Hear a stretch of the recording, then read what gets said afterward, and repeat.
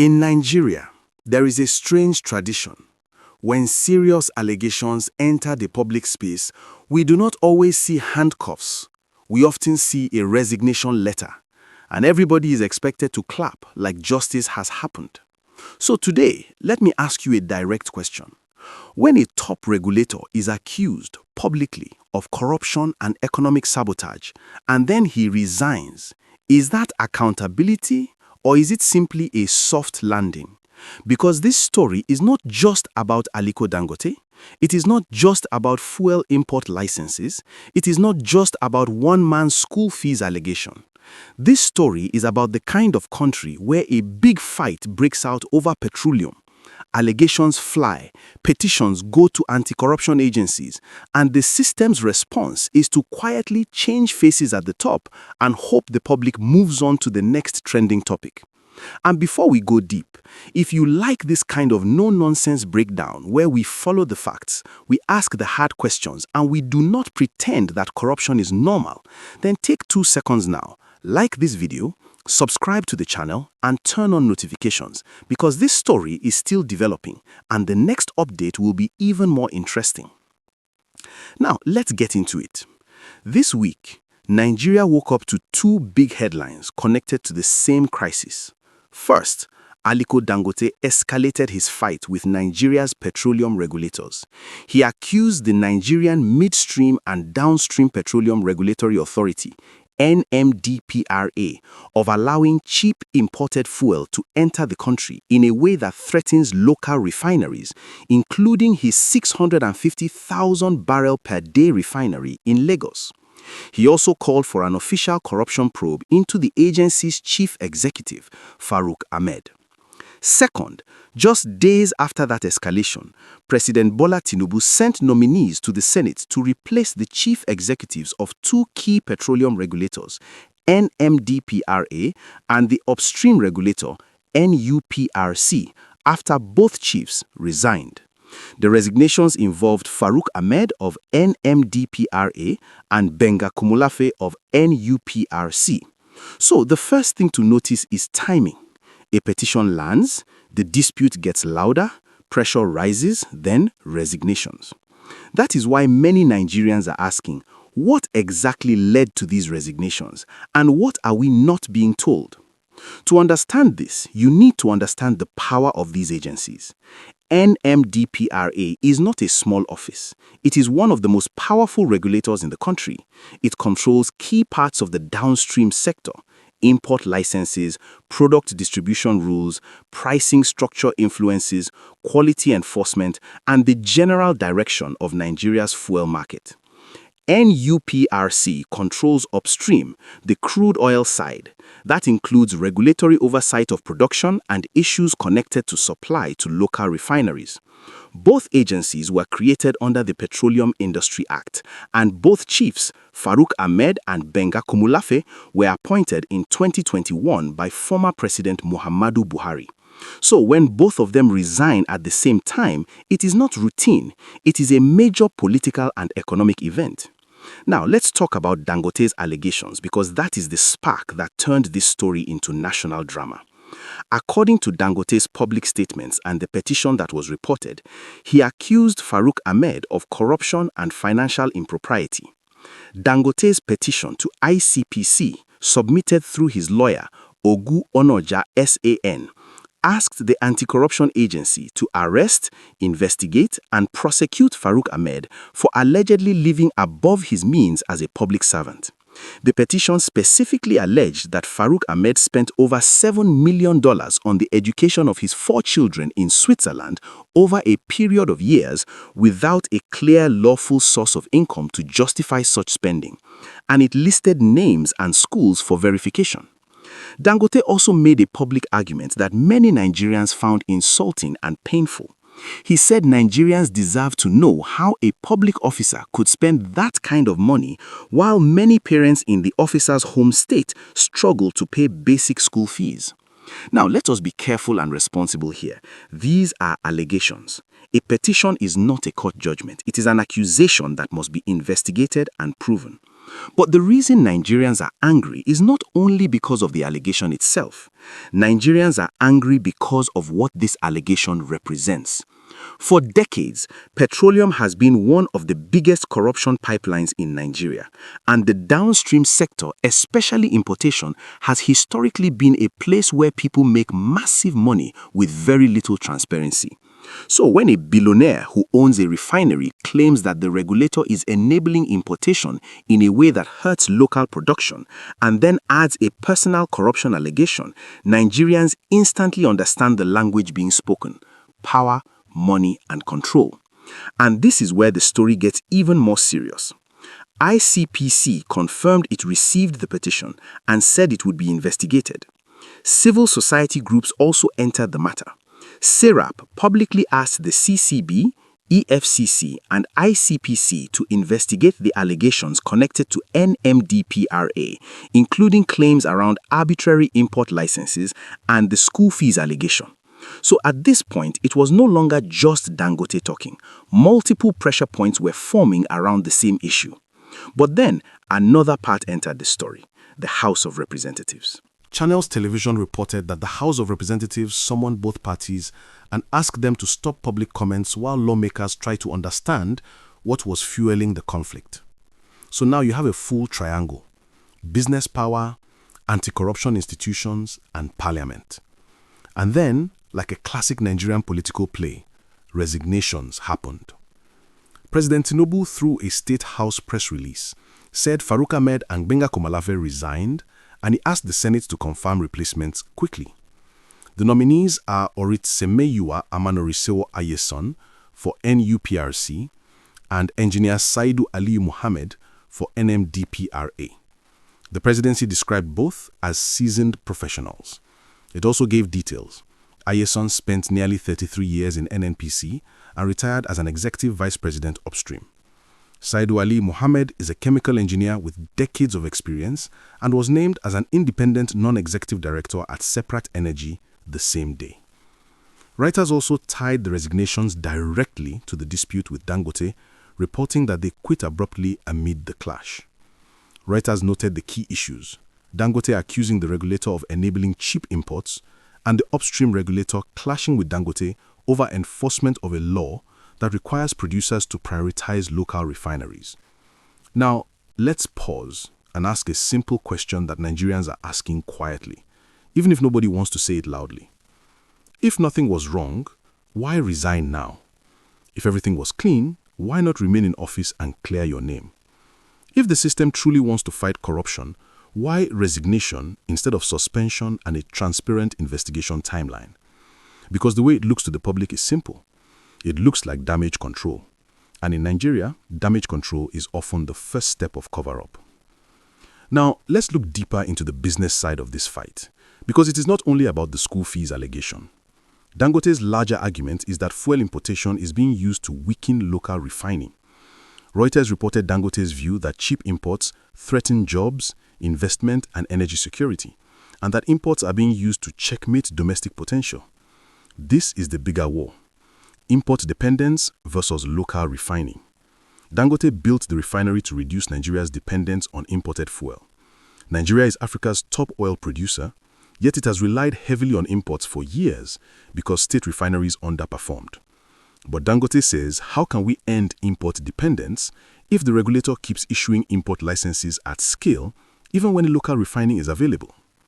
This is where the "what Nigerians don't know" part becomes important. Here's what most people miss. The regulator has power to shape the market. Even if the regulator does not set prices directly, its decisions on import licensing, volume approvals, quality enforcement, and market access can decide who wins and who loses. And in Nigeria, who wins and who loses is not only business. It becomes politics, it becomes power, it becomes personal. Now, the regulator side has its own narrative. Reuters reported that the regulator has argued that Dangote wants a monopoly and that local output cannot meet demand. Reuters also said the regulator urged the president to drop plans to ban refined product imports because local output cannot meet national demand of 55 million litres daily. Dangote disputes this, accusing the regulator of distorting the refinery's capacity by focusing on offtake rather than real production data. So you see the problem. One side says, we cannot ban imports yet, local production is not enough. The other side says, local production can cover it. You are creating excuses to keep import business alive. Now, let's translate this into simple reality. If imports continue, the country spends foreign exchange. That puts pressure on the naira.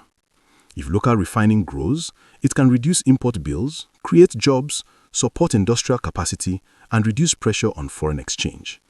So, in a normal system, the national interest should be to protect local refining while also avoiding monopolies and ensuring stable supply. But in Nigeria, national interest often loses when private interest is strong. That is why Nigerians are not just watching this as a billionaire fight. Nigerians are watching this as a test. Can Nigeria ever build something big and keep it, or will the system destroy it with politics and corruption?